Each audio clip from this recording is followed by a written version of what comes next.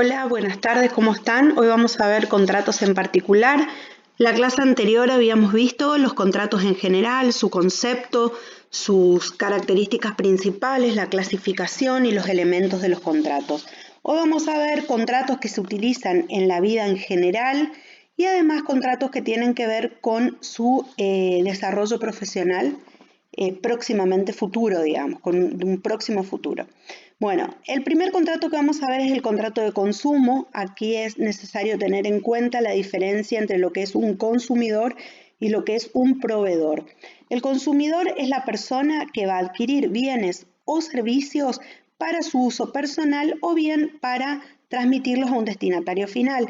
Esto significa, yo voy y compro una cartera en un negocio para regalar porque tengo un cumpleaños. Entonces yo soy el consumidor final porque soy el que pago esa cartera y la adquiero, pero el destinatario final es, por ejemplo, mi amiga que cumplió años.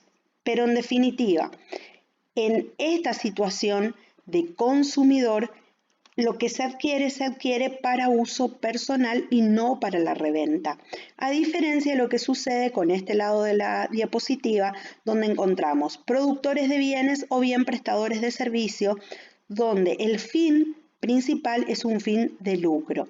Un supermercado compra para poder revender la mercadería, que es diferente a la situación del consumidor que compra para consumir la mercadería. Entonces, el contrato de consumo es el contrato celebrado entre un consumidor o usuario final con una persona humana o jurídica que actúe profesional u ocasionalmente o con una empresa productora de bienes o prestadora de servicios, pública o privada, que tenga por objeto la adquisición, uso o goce de los bienes o servicios por parte de los consumidores usuarios para su uso privado, familiar o social.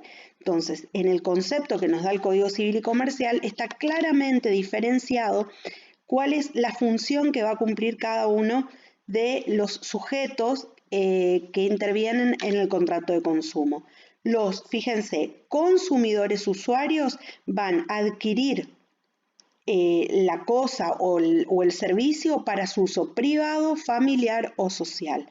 En cambio, las empresas, que pueden ser, como SECHEP, por ejemplo, públicas o pueden ser privadas, pueden ser personas físicas, pueden ser personas jurídicas, el fin que tienen es dar a producir esos bienes o prestar esos servicios para lograr un fin de lucro.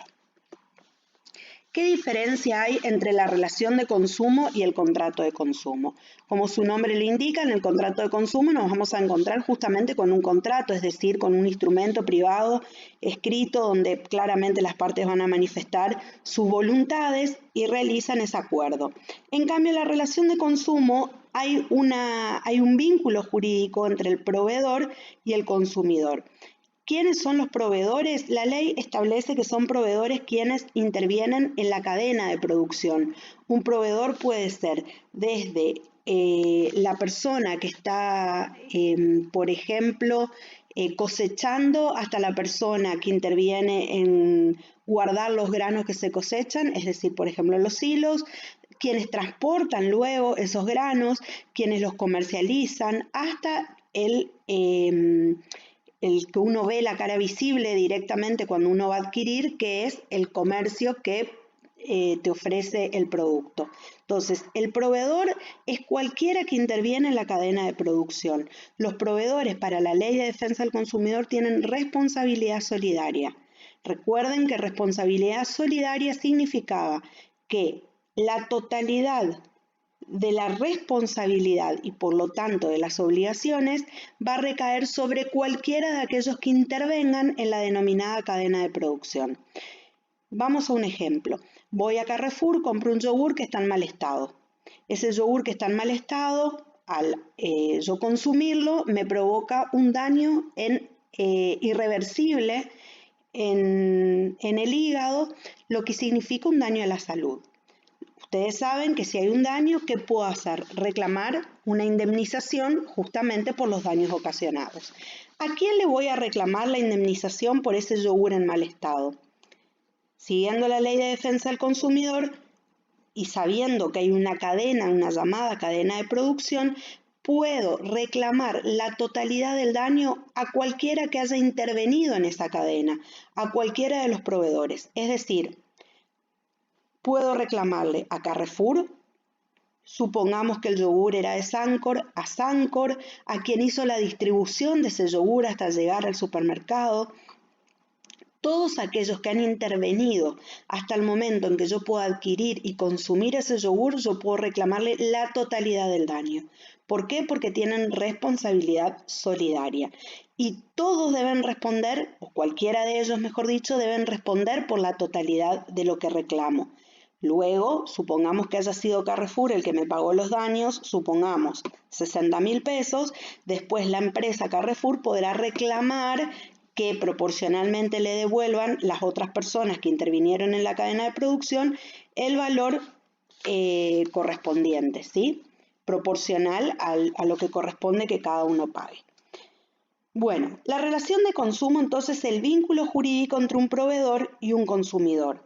Se considera consumidor a la persona humana o jurídica que adquiere o utiliza en forma gratuita u onerosa bienes o servicios como destinatario final en beneficio propio de su grupo familiar o social.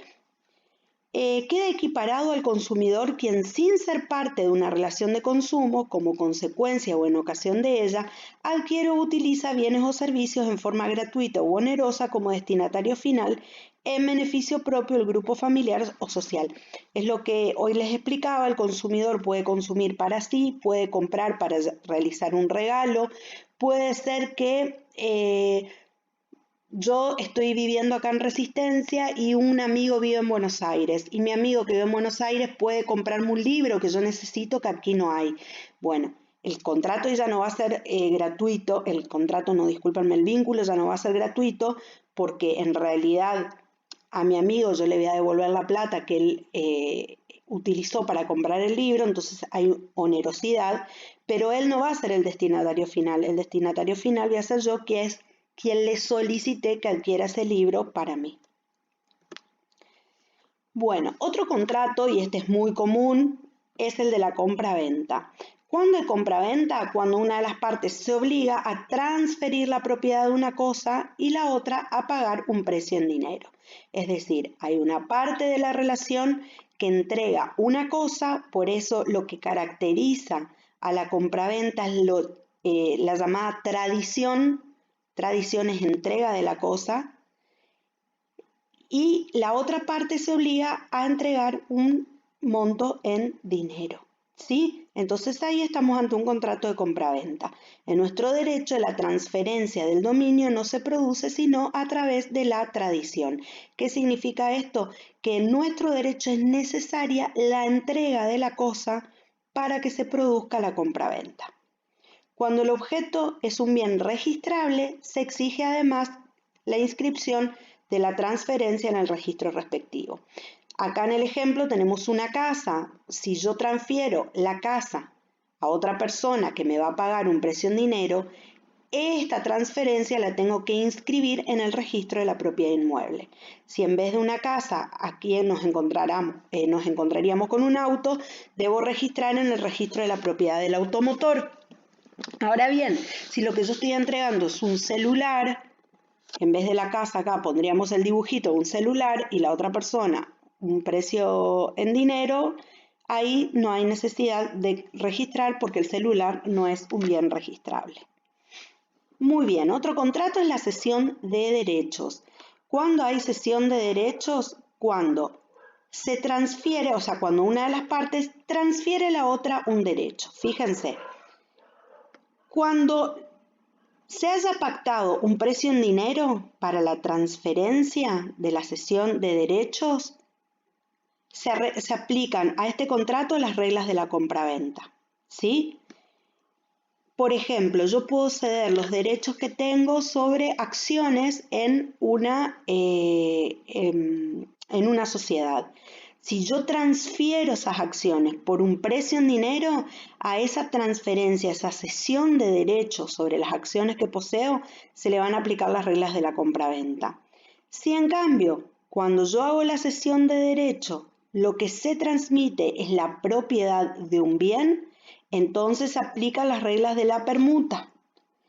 Y si cuando yo hago cesión de derechos, lo que sucede, digamos, es que no hay una contraprestación, sino que la cesión de derechos es gratuita, entonces hablamos de la aplicación de las reglas de la donación. Entonces, en la cesión de derechos se van a aplicar diferentes reglas según el objeto que se esté cediendo en esos derechos. Si cedo, por ejemplo, derechos sobre acciones y la otra parte me va a pagar un precio en dinero, se aplica entonces, decíamos, la compraventa. Si lo que cedo es un bien, se aplican las reglas de la permuta. Por ejemplo, te cedo los derechos que yo tengo sobre una casa. Ustedes me van a decir, pero profe, ¿por qué no hacer directamente una compraventa? ¿Por qué se aplican las reglas de la permuta? Vamos a dar este ejemplo. En una familia fallecen los padres y quedan 3 hermanos. De esos 3 hermanos, cada uno va a poseer derechos sobre el bien, es decir, sobre la casa en la que vivían los padres. Pero como todavía ese bien no ha sido transferido totalmente a uno de ellos, porque fallecen los padres, queda la casa y esa casa queda para los 3 hermanos, cualquiera de esos 3 hermanos puede ceder los derechos que tiene sobre esa casa a otra persona. En ese caso, en esa cesión, se van a aplicar las reglas de la permuta. Y les decía que cuando hay una cesión de derechos, pero que se da en forma gratuita, es decir, sin contraprestación, se aplican las reglas de la donación. También se pueden ceder deudas. ¿Cómo sucede esto? Fíjense, el deudor original le cede su deuda a un nuevo deudor y este nuevo deudor la paga al acreedor. Hay cesión de deuda si el acreedor, el deudor y un tercero acuerdan que éste debe pagar la deuda sin que haya novación. Acuérdense que la novación era cuando se extingue una obligación y nace una nueva. Acá no se extingue ninguna obligación original y nace una nueva. Es la misma obligación que se va a ceder a un nuevo deudor. Si el acreedor no presta conformidad para la liberación del deudor, el tercero queda como codeudor subsidiario. ¿Qué significa esta segunda parte? Que supongamos que el acreedor no está de acuerdo y el deudor original decide igualmente cederle al nuevo deudor. ¿Qué va a suceder en esta situación si el acreedor no está de acuerdo? Este deudor original no se libera de su deuda y quedan ambos como codeudores solidarios. ¿Cuándo es muy común esto? Fíjense, un ejemplo muy corriente, digamos, que sucede en la vida cotidiana es el siguiente.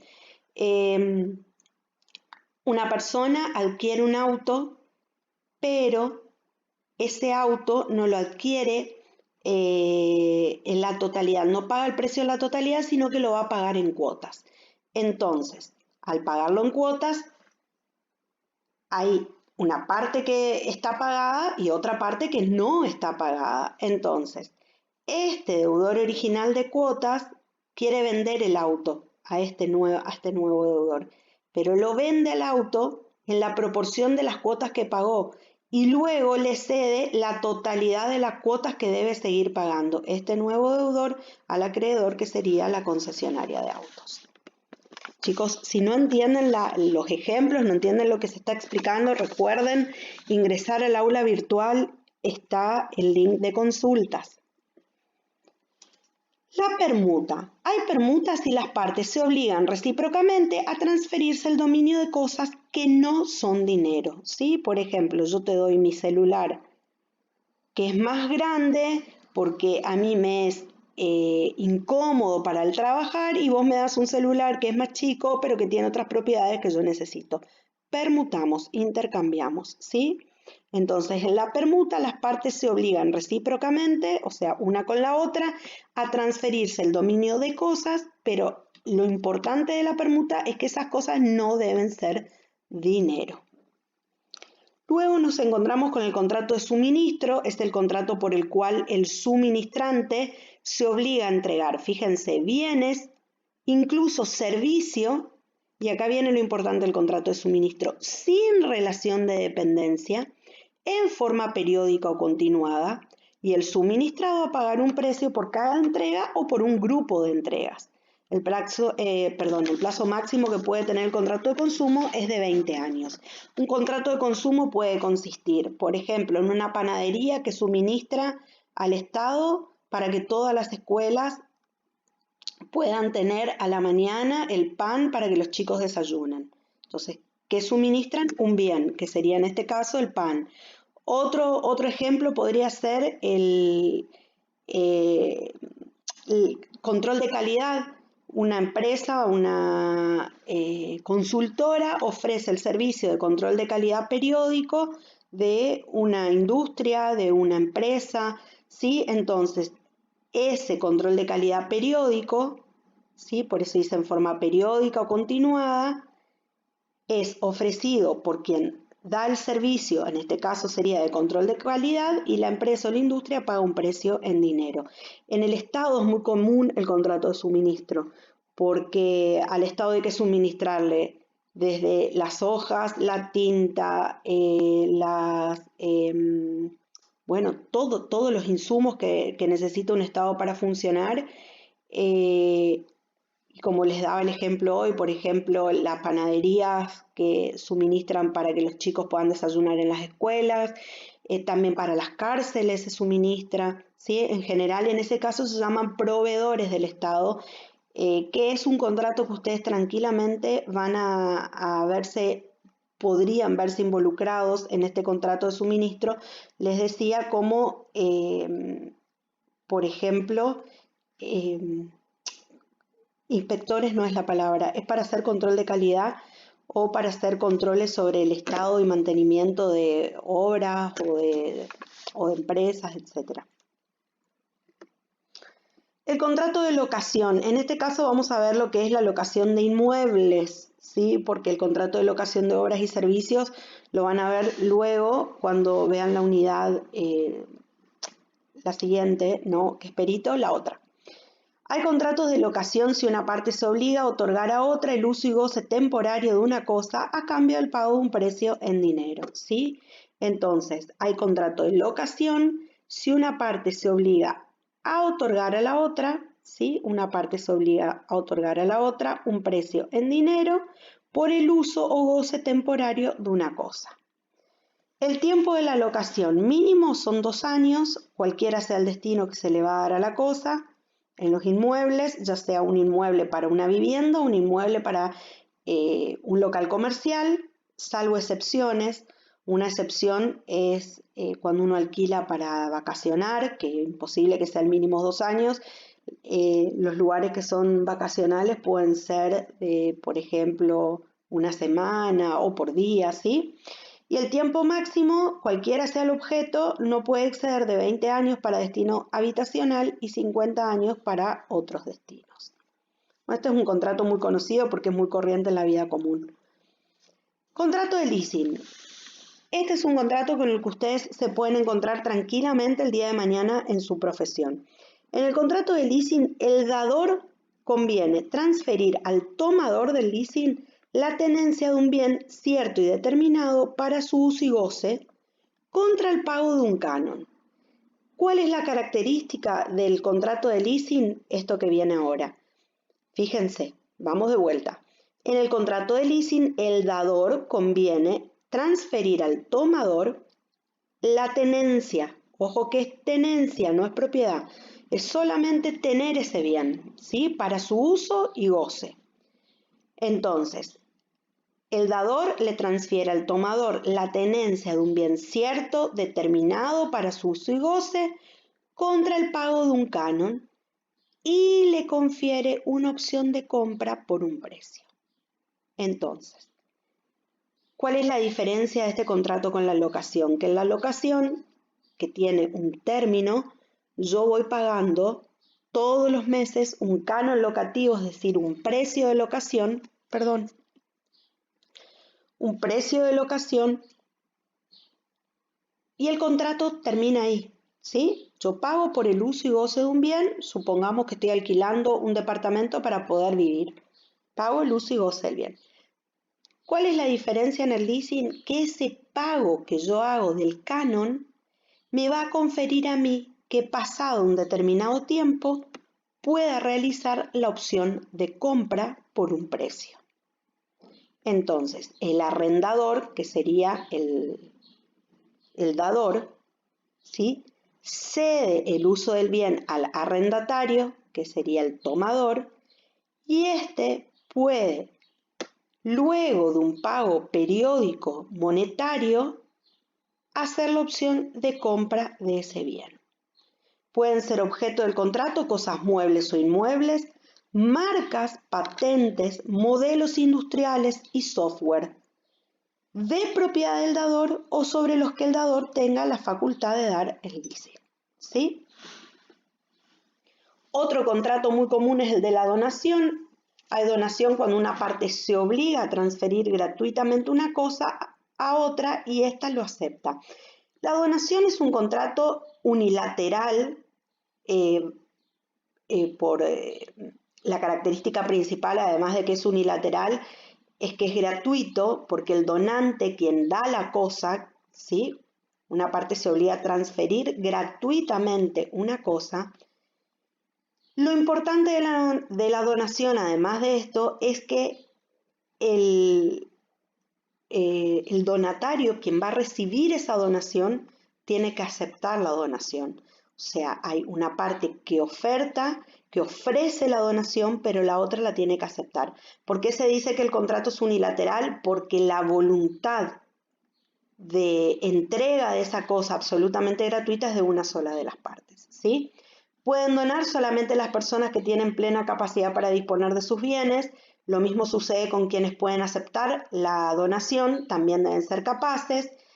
Y la donación nunca puede tener por objeto la totalidad del patrimonio. Yo no puedo donar la totalidad del patrimonio porque en nuestro derecho no se puede donar. A ver, ¿cómo les explico? Porque ustedes no ven sucesiones, entonces es un poquito más difícil. Una persona no puede desprenderse de la totalidad de su patrimonio porque hay parte de su patrimonio que está afectado por ley a sus herederos legítimos. Entonces, tiene que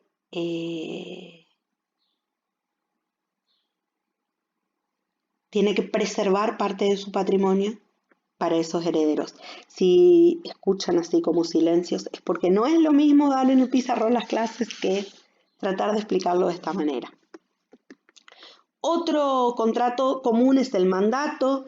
Hay contrato de mandato cuando una parte se obliga a realizar uno o más actos jurídicos en interés de otra. El mandato puede ser conferido y aceptado expresa o tácitamente. Entonces hay dos partes, una es el mandante y otra el mandatario. El mandante es quien da la orden y el mandatario es quien la cumple. El mandatario no puede hacer nada fuera de lo ordenado por el mandante, ¿sí? El mandato siempre se presume oneroso. Por ejemplo, es muy común, los abogados tenemos mandatos por parte de nuestros clientes de actuar en juicio y hacer el reclamo que le corresponde a nuestros clientes. No siempre se actúa por mandato, pero es muy común que así suceda, ¿sí? Entonces, en el mandato hay una persona que ordena a otra, a través de ese mandato, a realizar uno o más actos jurídicos en nombre de ella. El mandatario actúa en nombre del mandante, ¿sí? Pero es responsable de aquellos actos que realice fuera de la órbita de órdenes que ha dado el mandante. La fianza se configura cuando una persona se obliga accesoriamente por otra a satisfacer una prestación para el caso de incumplimiento. Entonces, hay un acreedor y un deudor. Quien debe el dinero al acreedor es este deudor. Pero si este deudor no cumple, si este deudor no paga, es el fiador quien asume la fianza, quien va a responder ante el acreedor. ¿Por qué? Porque el fiador se ha obligado accesoriamente por este deudor a satisfacer la prestación, si éste no cumplía. En los contratos de alquiler o los llamados realmente contratos de locación, siempre hay quienes actúan de fiadores, ¿sí? De personas que entregan justamente la fianza, es decir, la garantía de que si el deudor principal no paga, ellos van a poder responder. Si la deuda afianzada es de entregar cosa cierta, de hacer que solo puede ser cumplida personalmente por el deudor o de no hacer, el fiador solo queda obligado a satisfacer daños que resultan de la inejecución. Esto significa que si este deudor se obligó por algo que solamente este deudor podía cumplir, el fiador solo va a poder responder mediante una ejecución indirecta, es decir, mediante la satisfacción de daños y perjuicios, pero no va a poder cumplir con la ejecución directa, es decir, con la cosa en sí. Conceptos que ya vimos en la unidad de obligaciones, ¿se acuerdan? Ejecución directa o indirecta. El depósito es un contrato en el que una de las partes se obliga a recibir de otra una cosa con la obligación de custodiarla y restituirla con sus frutos. El depósito se presume siempre oneroso. En este supuesto, el depositante debe pagar la remuneración establecida para todo el plazo del contrato, excepto que se pacte otra cosa, ¿sí? Es un contrato sencillo, se entiende perfectamente, es cuando una persona contrata a otra para que esa otra le pueda guardar, ¿sí?, los bienes, y quien va a ofrecer, digamos, quien ofrece el depósito, tiene que ofrecer también, o se obliga también a custodiarlo y a restituirlo con sus frutos si es que hubieron frutos. El mutuo es lo que normalmente o comúnmente conocemos como préstamo, ¿sí? ¿Me prestás dinero? Ese es el mutuo. El mutuante es quien entrega la propiedad de una cosa fungible o consumible. Puede no ser dinero. Lo importante es que la cosa, acuérdense cuando ustedes vieron clasificación de las cosas, lo importante es que la cosa es consumible o fungible. Acuérdense, fungible era que se puede cambiar por otra del mismo género y especie, calidad y cantidad, ¿sí? Y consumible, obviamente, que se consume con el primer uso, desaparece con el primer uso. El ejemplo más claro de una cosa consumible y fungible es el dinero. Entonces, el mutuante entrega la propiedad de esa cosa al mutuario. El mutuario está autorizado, a consumirla y obligado a devolver la misma especie y calidad en el tiempo convenido. Por eso es importante que sea fungible, porque hay que devolver la misma especie y calidad. Para dar un ejemplo, Juan le presta plata a Mario y Mario está obligado a devolver la plata en el tiempo convenido. Hay veces que, como es un préstamo, si el préstamo es de dinero, el mutuario debe los intereses compensatorios que se deben pagar en la misma moneda prestada. Si yo te presto un auto, vos estás obligado a devolverme el auto en el tiempo convenido y ahí no hay problema, digamos.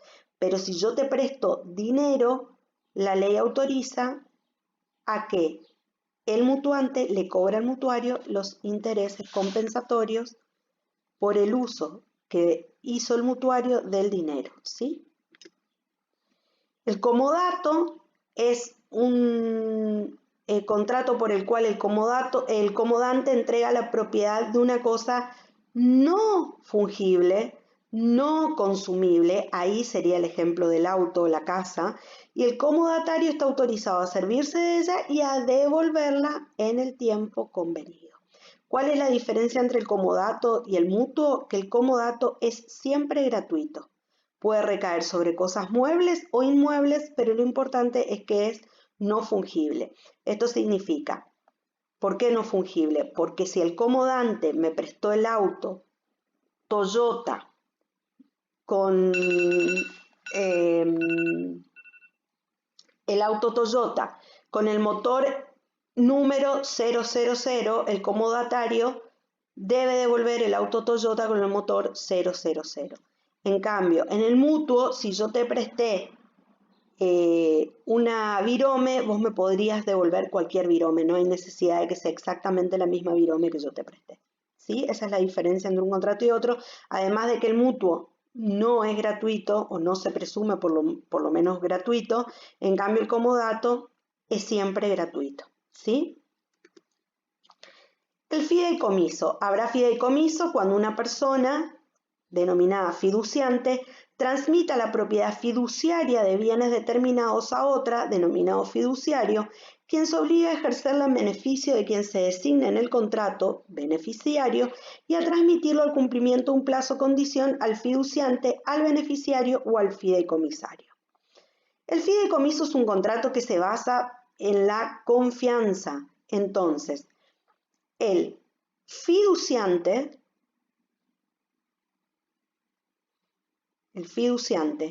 le entrega al fiduciario, por ejemplo, dinero.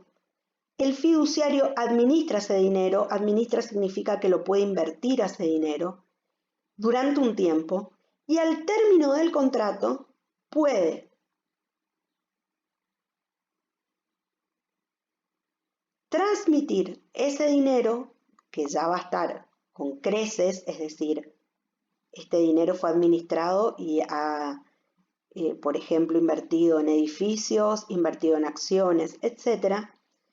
Entregarlo al beneficiario puede ser también entregarlo al fiduciante o bien a un fideicomisario.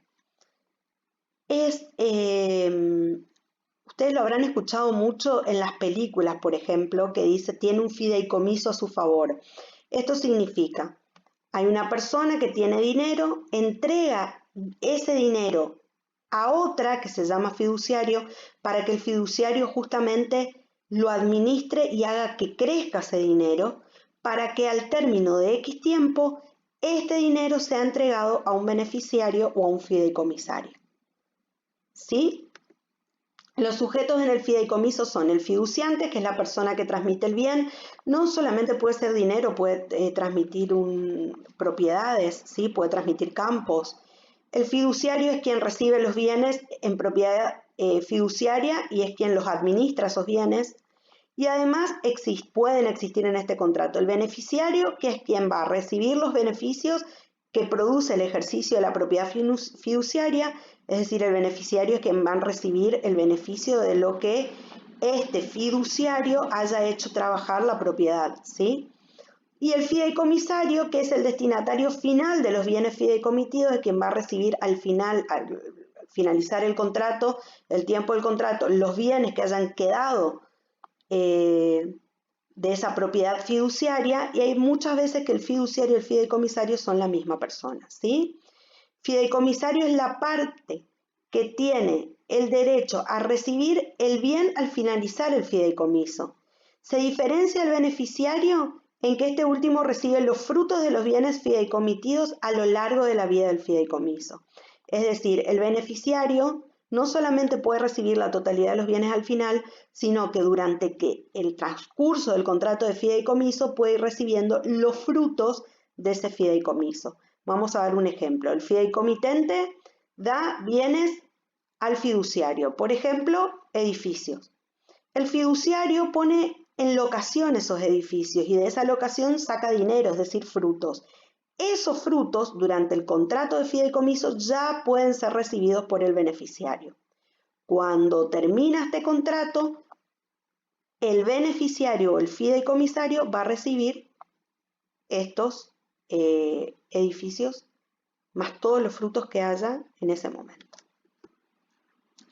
El patrimonio fiduciario es un patrimonio de afectación. ¿Qué quiere decir? Que es un patrimonio, vamos al ejemplo anterior, este patrimonio está destinado exclusivamente al fideicomiso y ya no se confunde con el patrimonio del fideicomitente, no se confunde con el patrimonio de los beneficiarios y tampoco se confunde con el patrimonio del fiduciario. Es un patrimonio de afectación, se llama, afectado, destinado específicamente al fideicomiso. Entonces, están completamente separados del patrimonio personal de quienes intervengan en este contrato de fideicomiso. ¿Cómo se constituye el patrimonio? Como decíamos, se constituye este un patrimonio separado cuyos bienes, que son los bienes fideicomitidos, garantizan solo el cumplimiento de las obligaciones emanadas del propio contrato de fideicomiso. pero no responden por las obligaciones ni del fideicomitente ni de los del fiduciario. Los bienes aportados al fideicomiso no tienen otro fin que el destinado en el contrato y constituyen un patrimonio completamente, otra vez les digo, separado del que posea el fiduciario en forma personal. ¿Sí? El contrato de fideicomiso puede celebrarse por instrumento público o privado, excepto que los bienes fideicomitidos sean bienes cuya transmisión exija que sean transferidos por escritura pública. Entonces, en ese caso, el contrato de fideicomiso se va a hacer por escritura pública. ¿Cuándo estamos ante un fideicomiso inmobiliario? Cuando las personas pueden convertirse en fiduciantes o constituyentes del negocio, pueden ser de la más variada índole y naturaleza. Es decir, cualquier persona puede ser fiduciante. Podrán ser fiduciantes el titular de un inmueble urbano o rural, un ahorrista, ¿sí? Deseoso de invertir en negocios, una empresa constructora, diseñadores, desarrolladores de emprendimientos inmobiliarios, bancos, ¿sí? Cualquier persona podrá transmitirle bienes a un fiduciario para que los administre y ejecute una determinada obra especificada en el contrato para que luego de concluida la obra los transfiera a los beneficiarios identificados en el contrato. El claro ejemplo del fideicomiso inmobiliario es cuando varias personas ponen dinero, varias, distintas, ¿sí? Ponen dinero, ya no hay un no hay un fiduciante, son varios fiduciantes que ponen dinero para que sea un edificio. Entonces la empresa constructora, a ver si está acá. No, estos son los contenidos de la cláusula. Acá sería para ir al ejemplo. En este caso, en vez de haber un solo fiduciante, en vez de haber uno, hay varios. Y dan dinero, acá sería una inmobiliaria, que sería la fiduciaria, para que realice los edificios. Para que una vez terminado ese edificio, le entregue la propiedad de esos departamentos a los fiduciantes. Ese es el claro ejemplo de fideicomiso inmobiliario.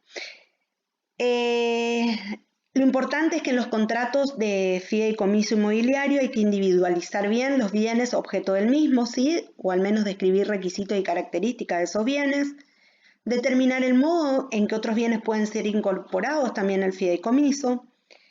El plazo condiciona que se sujeta al dominio fiduciario, es decir, cuánto tiempo va a llevar ese contrato, nunca puede ser más de 30 años. El destino que se le va a dar a esos bienes a la finalización del fideicomiso y los derechos y obligaciones del fiduciario y el modo de sustituirle si este fiduciario debe cesar en su actividad o sucede algo, por ejemplo, se declara en quiebra o algo por el estilo. Entonces, este contrato va a tener diferentes etapas. La primera etapa es la que se inicia con la estructuración del contrato, donde van a intervenir las partes, donde se plantean los planos si son necesarios, los diseños, los recursos, etc. Este es el ejemplo de una constructora. Se contrata el constructor, promotor de la obra, fiscalizador, gerente del proyecto, se determinan y se gestionan los puntos que son necesarios para el equilibrio de cómo se va a realizar el contrato. Se inicia la obra. Terminada la obra, se hacen las escrituras de venta a favor de quién, de los compradores. Finalmente, se va a distribuir el remanente entre quienes hayan puesto el dinero para que se haga todo ese edificio. ¿Sí? Es sencillo, cualquier cosa, recuerden preguntar, ya sea en el foro, ya sea en el grupo de WhatsApp. Por último, vamos a ver diferentes contratos bancarios. Como su nombre lo indica, los contratos bancarios son aquellos en que interviene un banco, mejor dicho, interviene el desarrollo de la actividad típicamente bancaria, porque pueden llevar adelante estos contratos personas jurídicas que no sean bancos, sino que, por ejemplo, sean financieras. Los contratos bancarios son aquellos que sirven al desarrollo de la actividad típicamente bancaria, siendo lo esencial la pertenencia del contrato el conjunto de operaciones mediante las cuales las entidades de crédito ejercen de manera habitual y con ánimo de lucro funciones de intermediación en el crédito. ¿Sí? Para decirlo más sencillo, son operaciones que normalmente se realizan con el dinero, préstamos, otorgamientos de adelantos, provisión de cajas de seguridad, provisión de una caja de ahorro, ¿sí? Provisión de una cuenta corriente, la posibilidad de emitir cheques. Toda esa actividad típicamente bancaria se desarrolla a través de los denominados contratos bancarios. El objeto del contrato bancario es la entrega de dinero o la prestación del servicio financiero por parte de la entidad, a cambio de un precio que satisface el cliente, el cual según su naturaleza recibe habitualmente el nombre de comisión o de tipo de interés. ¿Sí? El banco recibe una comisión o un interés por esa prestación que otorga el cliente.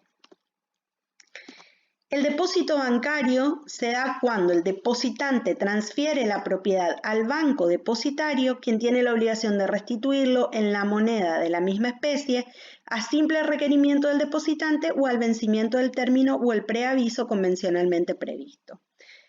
Fíjense, una persona deposita dinero en el banco en ese momento tiene la propiedad de ese dinero, y ese dinero, a requerimiento de quien lo depositó, debe ser devuelto.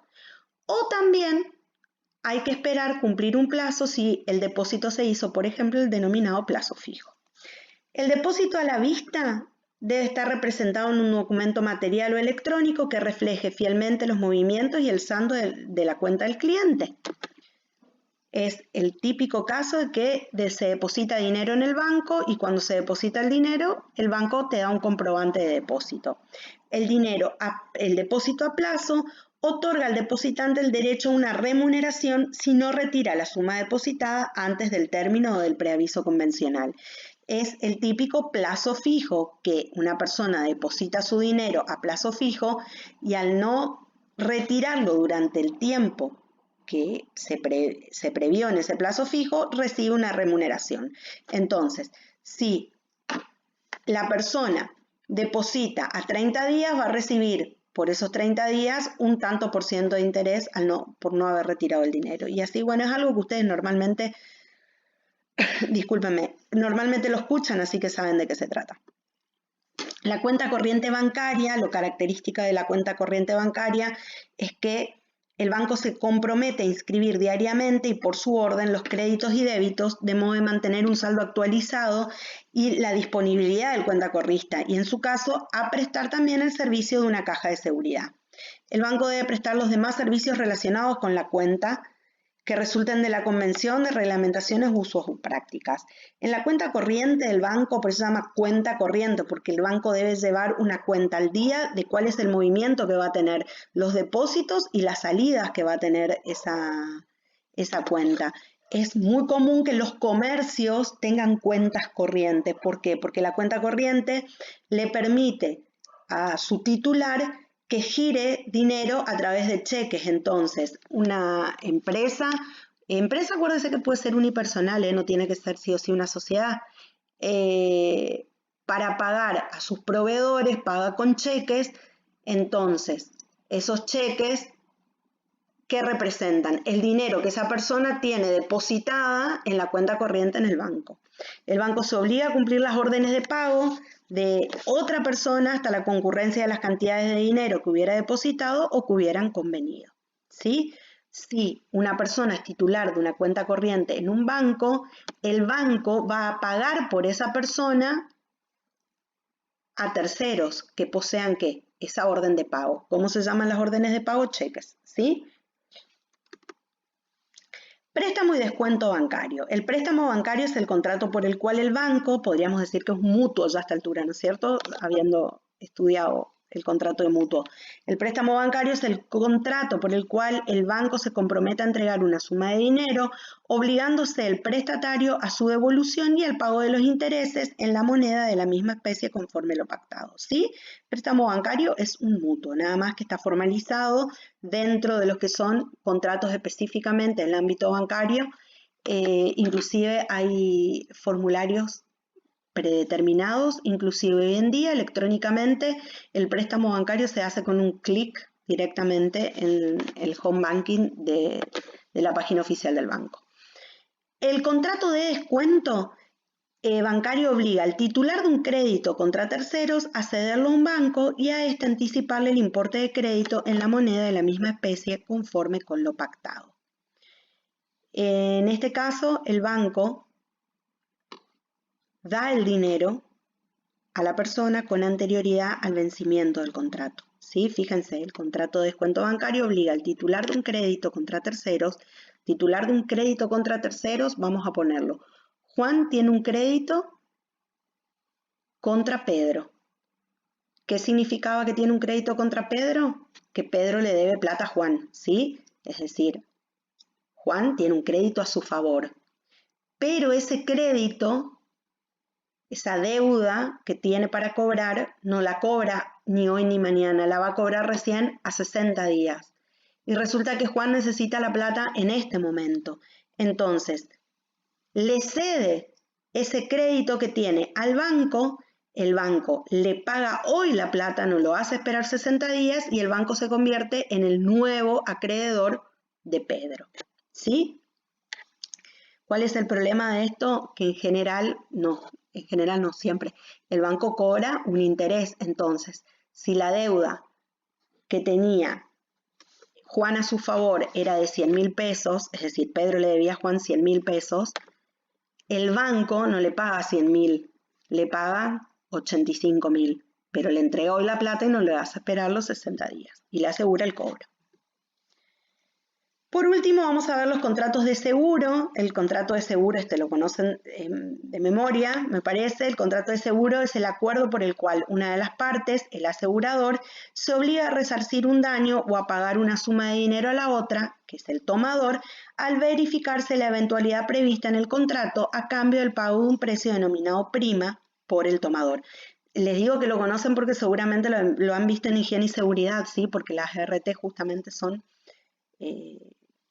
seguros que se contratan nada más que para riesgos del trabajo, ¿sí? En ese caso el riesgo, por eso estoy segura que lo vieron, por eso en ese caso el riesgo es la eventual accidente que pueda tener el trabajador, también el riesgo podría ser un choque, ¿sí? Hay contrato de seguro cuando el asegurador se obliga mediante una prima o cotización a resarcir un daño o cumplir la prestación convenida si ocurre el evento previsto. La prima es el costo del seguro. Entonces, puede ser el contrato de seguro por un incendio, puede ser por muerte, puede ser por un accidente. Lo importante en los contratos de seguro es el interés asegurable, que es el valor económico que se establece entre una persona y un bien que se haya sometido a un riesgo. Ustedes lo han visto en la ley de riesgos del trabajo, cuáles son los montos o los intereses que se aseguran según los eventos dañosos. El riesgo es el acontecimiento eventual previsto en el contrato. Puede ser un incendio, por eso decíamos, puede ser un accidente de tránsito, puede ser un accidente laboral, y la prima es el precio del seguro, es decir, la contraprestación que debe pagar el asegurado. Muy bien, cualquier cosa, estamos a su disposición, los docentes de la cátedra, no duden en consultar todo lo que necesitan. Que tengan un lindo día. La próxima clase veremos la segunda parte de la unidad 6. Vamos a seguir con contratos en particular. Vamos a ver específicamente lo que se denominan contratos asociativos, que tienen mucho que ver con el desarrollo de su profesión.